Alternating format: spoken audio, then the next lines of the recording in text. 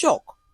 The entire village stood still as they watched the babies surround Ndidi, who knelt on the ground stunned to see herself surrounded by babies. Filled with so much terror, the villagers scampered, screaming and shouting that the gods had cursed their beloved land. Witch! Witch! Some cried. This is not a blessing. This is doom. Others yelled as they ran back into their huts and locked their doors.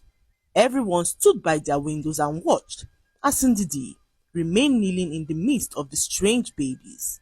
Suddenly, a loud cry was heard. It was the cry of Ndidi's child, who had just come back to life. Ndidi could not contain her joy. "She's alive!" she said repeatedly, as her husband rushed to her side, falling on his knees as he kissed both his wife and the baby. They both looked at the strange babies and felt a peace that they had never felt before. Ndidi, in that moment, decided to keep the babies. These children are a blessing to us. They are the answers to our lifelong prayers, and I believe we should keep them, she said to her husband Tochi, who could not help but agree. One by one, they took all the babies into their small hut and laid them gently on a mat, and the babies all drifted into a very deep sleep. The house was quiet, unlike what Ndidi had expected. Feeding and caring for the 11 babies were less stressful than she had anticipated, and Ndidi could not hide her gratitude.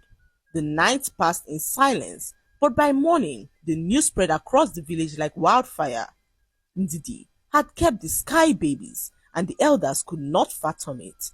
The chief priest of the village was so furious, as he believed the children were evil.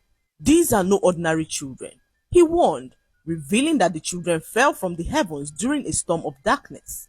He called it an omen, and the people clamored for the babies to be sent away, but Ndidi refused. "They are my good luck charms," she told them boldly, revealing that she called on the heavens, and the heavens answered. "I have suffered loss 10 times over.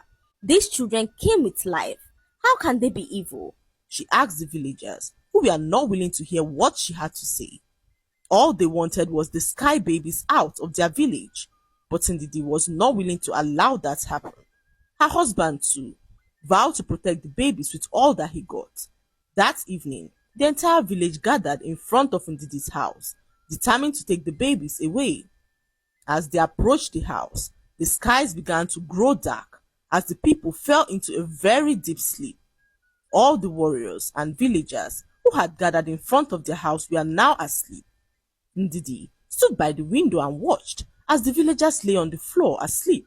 Ndidi turned to her husband in amazement. "Could it be the children protecting us?" She asked.